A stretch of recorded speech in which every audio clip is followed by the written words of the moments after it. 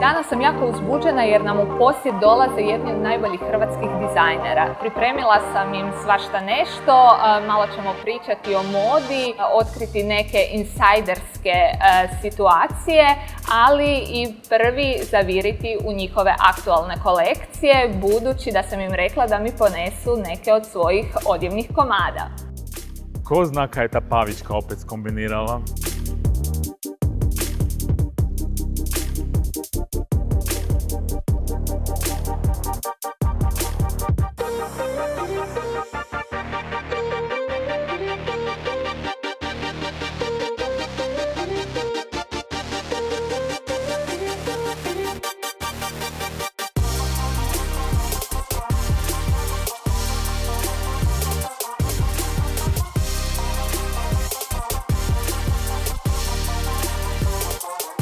Dragi moji, baš mi je drago što smo se danas ovdje okupili, što smo vas ugostili u našoj redakciji. Brand Lezemo, kojeg čine Nino Sablić i Kristijan Žakić.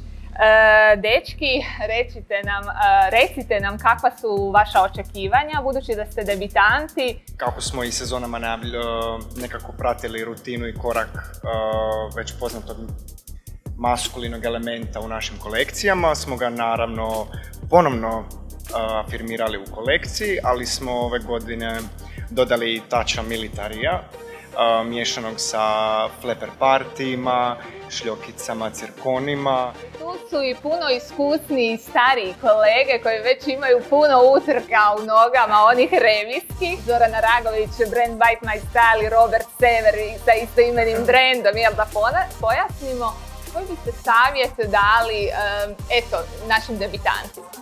Mislim da je onako jako bitno da se istaknu iz te mase dizajnera, bilo ako su fokusirani na našu publiku, da ne govorim tek za van. Tako da prepoznatljiv dizajn, mislim da je to i kvaliteta naravno, mislim da je to onako definitivno ključ nekakvog uspjeha. Na kraju dana uopće nije bitno šta će ko reći, bitno da ti ispuniš svoju viziju i ja recimo osobno uvijek gledam taj dan kao dan proslave svog rada i onoga na čemu smo radili aktivno tih 6 mjeseci ili godinu dana koliko jesmo u nekoj kolekciji i ne dozvoljavam si uopće da imam neku stresnu situaciju, tako da moj stav zapravo da se treba opustiti u život u tome što ste napravili. Budući da modni svijet stoji kao jedna od industrija sa jako izraženim egom, kako to izgleda u backstage-u? Desila se situacija da su garderobijerke zapele na reviji koja je bila nakon moje, to je bila revija Vartexa. Ja sam u jednom momentu vidio da je panika, ja sam sve svoje ostavio, bacio sam se kao da sam gardobijeri pomagao da se to riješi.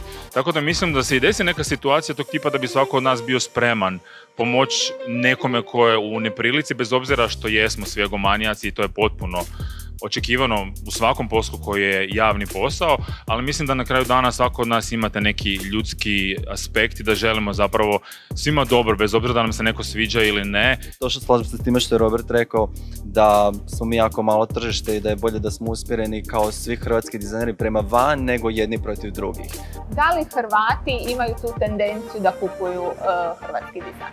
Pa mislim da tu u stvari možda nije toliko nužno vezano da li je nešto hrvatski dizajn ili je strani dizajn. Ako je dobar dizajn, on je dobar dizajn i ljudi će ga kupiti zato što im se nešto potencijalno sviđa ili ne. Naravno da određene stvari postanu potencijalno statusni simbol ili nešto postane toliko odnosno in da ljudi kupuju isključivo samo zbog toga, ali mislim da kao ne možemo generalizirati. Mislim da je bitno razmišljati o onome što radimo, da ne radimo isključivo tu odjeću samo za sebe, nego i osluškivati klijente i na kraju krajeva mislim da se onda mora dogoditi taj trenutak da ljudi onda i osjete tu odjeću i zaista da je onda i kupuju. Ljudi ne cijene hrvatski dizajn i da na kraju njima bitno samo koja je finalna cijena. Nažalost, ljudi nas gledaju kao da smo periferija, mi smo svima njima isti bez obzira da li je to bilo ko od nas i oni ne znaju razliku između Prade i Klisab. Ne znaju, bez obzira što su to vrlo jasne vizualne stvari, što je zapravo jako tužno. Roberte, znači predstavljaš svoju samostalnu kolekciju u petak. Kolekcija se zove Vasilisa Severova. Reci mi što se krije iza tog imena i objasni mi to ime. Pa u stvari, začetak kolekcije je bila kolekcija za jesen koja se zvala Vasilisa, odnosno još uvijek se zove. To je kolekcija koja je nama sad aktualno u prodaji. Vasilisa, kao i svaka seljačica iz bajke, na kraju postane princeza, tako da je postala Vasilisa Severova. U stvari, jedina razlika je to što su ovdje materijali možda malo luksuzniji i iako ne volim termin večernji, ima malo više odjeće koja je za posebne prigode, što uvijek na kraju godine klijentice više i traže. Fight My Style brand iza kojeg stoji Zoran i možemo ga definirati kao kralj boja i uzoraka. Reci mi što možemo očekivati od kolekcije. Pa da, nekako u principu kad su kolekcije jesen zima, taj karirani uzorak mi nekako uvijek baš bude dragi, volim s njim raditi. Ali u principu što je Robert rekao, znači jedna kolekcija nadovezuje se zapravo na drugu. Možemo kod naših debitanata u 2 rečenice inspiracije za kolekciju. Dakle, kao što je Kristijan već rekao, inspiraciju definitivno vučemo iz nekih elemenata 40-ih godina. Sam naziv kolekcije Felom, što je kao spoj žene i muškarca, pošto ove godine predstavljamo isto i mušku odjeću. Jednostavno, zapravo, ajmo ne reći, mušku odjeću već više unisex odjeću, u principu da ne trebaju postojati pravila šta muškarac može nositi, šta žena može nositi, već da svi možemo nositi sve ako se mi u tome osjećamo ugodno. Ova kolekcija koju ćemo prikazati na Fashion Hairu od brenda Twins inspirirana recesijom u Hrvatskoj. Znači, po prvi puta imamo neki taj spoj i prošlosti i budućnosti i sadašnjosti. Stvorili smo to neki hibrid. Mislim da ova do sad najviše odskače od estetike koju su Twinsi do sada predstavili. Da li to znači da će biti nešto mračnijeg kolorita, ali smo sa Twins uvijek vezujemo i one tradicionalne boje kao što su crvena, plava. Da, trobojnica je već postala zaštitni znak brenda Twins. Doslovce imamo etikete koje imaju trobojnicu na sebi. Ne, ovaj puta nema boja. Kolekcija je crna, tamno plava, smeđa, imamo maslinastu zelenu isto sa nekim malim militarnim pritom jer ne možete dobiti Hrvatsku i rat, nažalost. I imamo rozu. Zadnji put kada sam bila kod vas u showroomu, pokazali ste mi jedan divan vuneni kaput. Zanima me, hoće li kaputi u ovoj vašoj kolekciji biti dominantni? Od tipa 20-ak izlaza, mislim da će njih 14 biti sa kaputima. Jako stroge forme, jako široka ramena, odjela koja u stvari do sada nismo imali u ovakvim elementima kao što ćemo u stvari sada prikazati.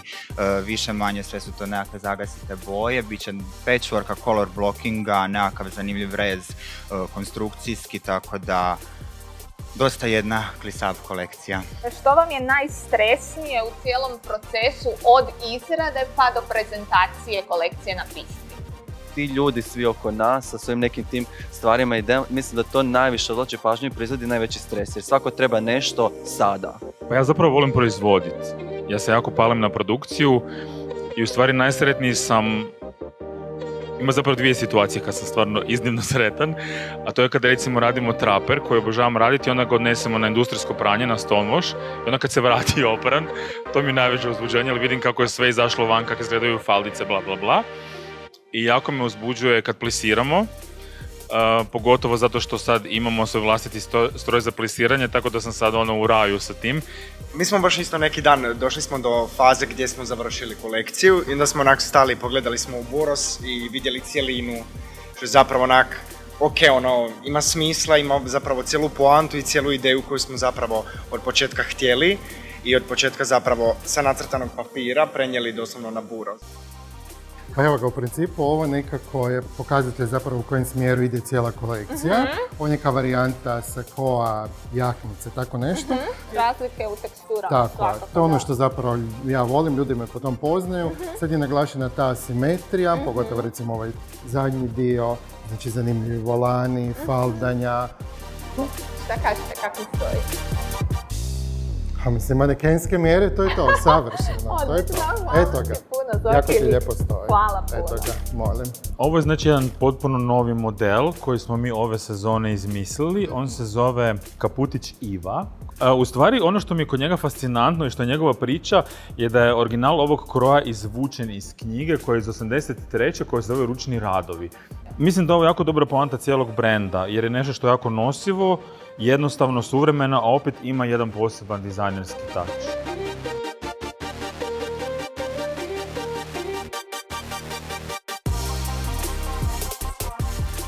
Mi smo izabrali kao omiljeni predmet kaput.